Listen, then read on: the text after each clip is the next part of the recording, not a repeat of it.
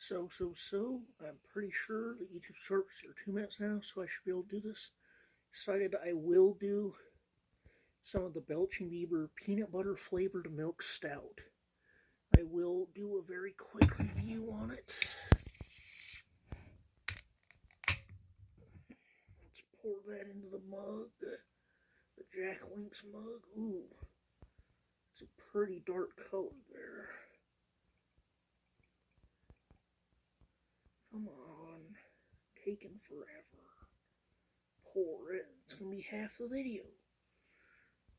Oh, yeah. Hurry, try it. Oh, it smells like peanut butter and chocolate.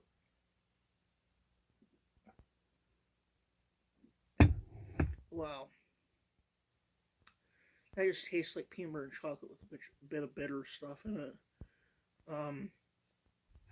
That is really good.